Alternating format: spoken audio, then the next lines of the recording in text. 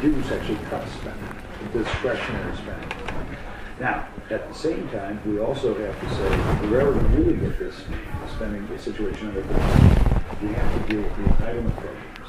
Those are the big fish in this. You know, we tend to focus on the smaller things, the bridges to nowhere, and those things are obviously terrible, but if we really want to tackle this problem, we have to get serious about Medicare, Medicaid, and Social Security. And we said, good morning, ma'am. How are you? Join us. Good morning. The problem is acute. Social Security, as I'm sure you know, we're now spending more than we're taking in. And pretty soon, it's not going to be there for anybody. And Medicare is the same way. It cannot survive as it's currently constituted, or folks are going to see an end to that program very soon. There's an old adage in politics that Social Security and Medicare things are third rail. In other words, if you touch those issues as a politician, you get electrocuted and you die. But this is the problem. So we always ignore this situation. The problem gets worse. The hole gets deeper. We find ourselves in an even worse situation. So what we do have to do is to propose and to fight for something that we can defend and is actuarially sound and protect people's retirement security while at the same time protecting the system. How do you do that? Well, frankly, you say to people who are 55 and over, who have paid in it all their lives, that the system will remain the same. I think you can provide that sort of assurance. But if you're under the age of 55, as I am, and I bet you are too, you might be. It's hard to guess. I'm not very good at that. You have to say, look, you're going to offer a variety of different accounts that you can place your retirement funds into, and those funds will be there based on your degree of risk. Some are going to say it's privatizing, what have you. I'm saying this: it's designed to save the system for everyone. If we expect to have any sort of retirement security into the future, we have got to do that. The same is true with Medicare. If you're over the age of 55, that system needs to remain the same. But if you're under the age of 55, we can provide a voucher to people that they can use for their own health care needs going forward. It's the only way we're going to save that system. Because literally by the year 2020, both Social Security and Medicare may cease to exist because they simply will drag us down financially.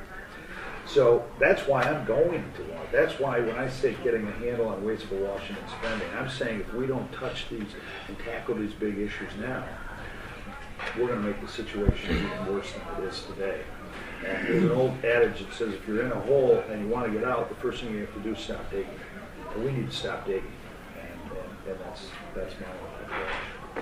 Do you feel like there's a chance you can get something started there? I absolutely do. Good morning.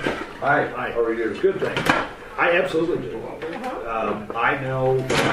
Excuse me, I don't want to interrupt, but we're going to have something for you. Todd Williams, good friend. I just saw Todd last night. Did you really? Yeah, exactly. Yeah, and I've got some plans. So. Oh, great. Okay. Great. Wish you nothing but. Well, unfortunately, I'm going to Florida this morning.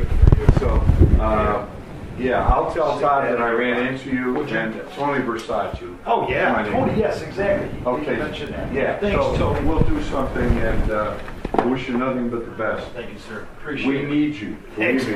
And I didn't. It isn't a plant. So that isn't a question is, can we get something done? I believe that we can. I think that is maybe one of the most important questions that people are going to ask. We've got to send somebody to Washington who can get something done by forming the coalitions necessary with other like-minded individuals. As I said at the beginning, no one person could do it alone. And there's no substitute for experience in this regard. You have to know the process, you have to know the players, you have to be able to come into this arena with the knowledge of what it takes to build a majority of votes. And that's my that is my expertise, that is my plan. So I do think we can get something done. It's not going to be easy, that's for sure. Let's tell me a little bit about. I have to confess, I'm not that active or knowledgeable about politics. Right. I graduated from Michigan State. I studied Yeah, there you go. I studied environmental economics. Okay. So something that's especially newsworthy. I think the head of BP is in Washington today. Yes. I think it's the chairman of the CEO. Yeah. Is before one of the committees. They Yeah. talked about the Gulf oil spill. And so we actually studied, issues that were similar to this, even though it would have been exciting to study this case study while actually still there. So even though it's a tragedy, it would have been an interesting educational opportunity. No but question.